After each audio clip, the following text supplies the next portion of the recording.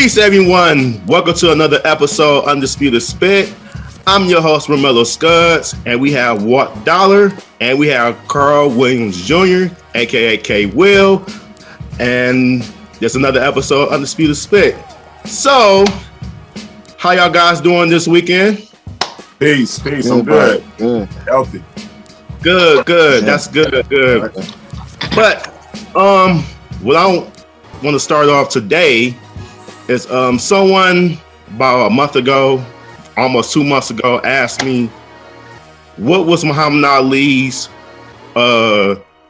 greatest victory between Rumble in the Jungle or Thrilla in Manilla.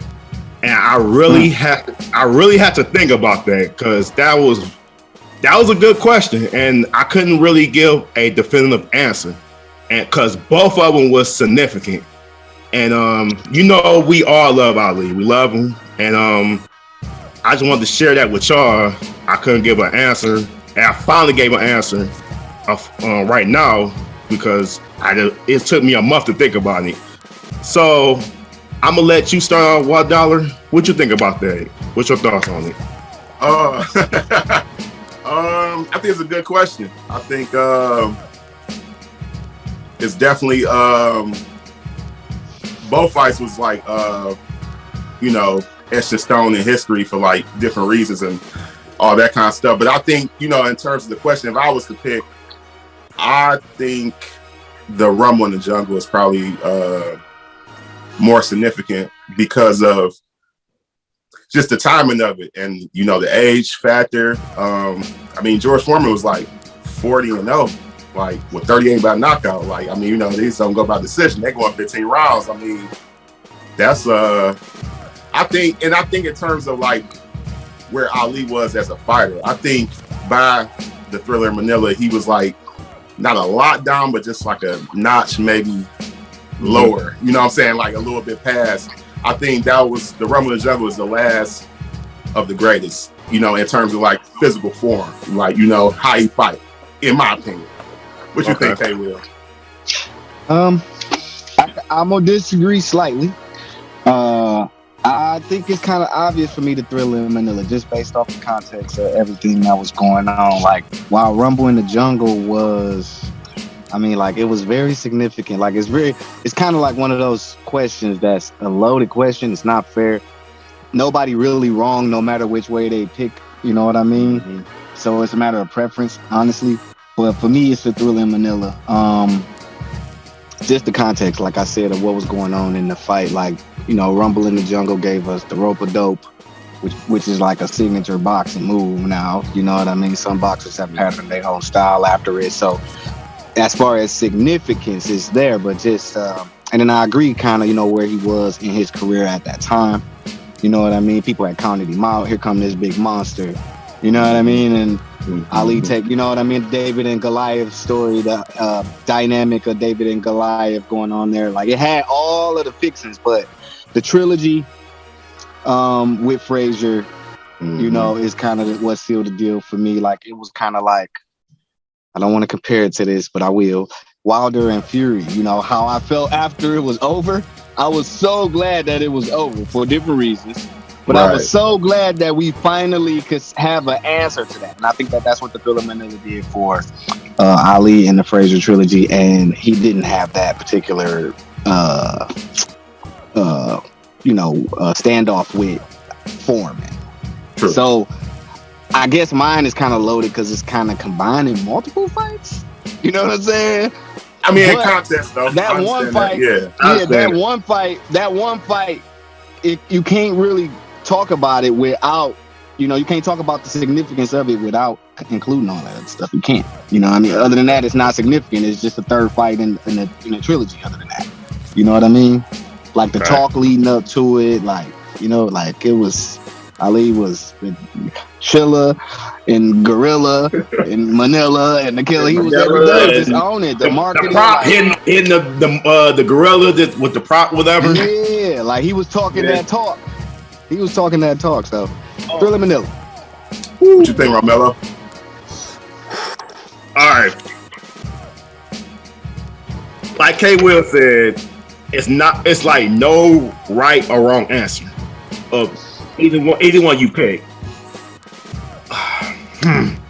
Okay, it's two parts.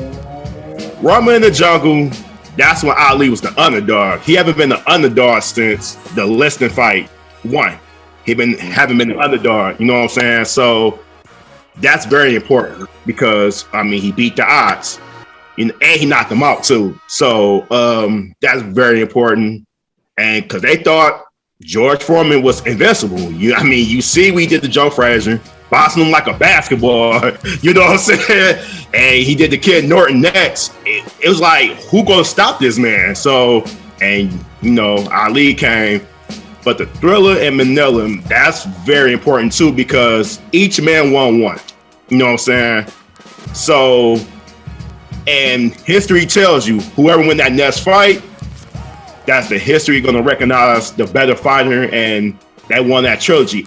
You got to have a trilogy to be a GOAT. That's period. That's a good point. That's a good point. You got to have a trilogy. You have to. If you don't have a trilogy, then nobody ain't gonna I ain't gonna say know you, but it's not important. It's not significant. It's not a legacy defining moment. So I'm gonna have to lean towards Thrilla and Manilla because of that. Now, Rumble in the Jungle is like a 1B, but 1A has got to be Thrilla and Manilla. I made up my mind on that. And all you fights, know what? You made all fights close, no knock. Well, it was a knockdown, but all fights was like it could win either way, whatever. Frazier won 1. That's for sure. But 2, Ali won that with 2. But that third one, it was just like they put everything they fighter beam, you know what I'm saying, in that ring, and then the conditions too. It was like 115, and they were just duking it out. It was like both of them looked like Death. If Death had a look, that's what they look like. I think that, like I said, it's not really a wrong answer. I think the Thriller. I'm just saying, going fight for fight for that particular fight. Y'all kind of ganging up. You know what I'm saying? Y'all ask, but I feel though, because there is in context to that. You know what I'm saying? Yeah. But I think LB brought it home when he said, in terms of, and I think it's two different arguments there too. Like in terms of Ali's legacy, like that trilogy was like he more remembered for those 3 fights than he is for the rope-a-dope. However, though, the Rumble in the Jungle is kind of one of those fights where, like you said, he was the underdog. He was counted out. He was like it speaks to him overall as his, like, that was one fight that kind of encompassed his whole career, and the Thrilla in Manila was like the sealing of the deal in his career. You know what I'm saying? I agree with that. Does that make sense? Yeah, definitely. Because the Rumble in the Jungle is kind of like a symbolism of his whole career. Mm-hmm. But go ahead. I need to cut you off, Walt. No, you good. You need the competition though. And Joe brought that competition. You know what I mean? That's just everybody need a main competition, main foe, and Joe bring it to him. He did. What's that next one? What was you about to say? The next topic. It's a fight that was announced between Earl Spence, y'all love him, versus Judas, a good fighter. I had to ask y'all this. And this is Undisputed Spit.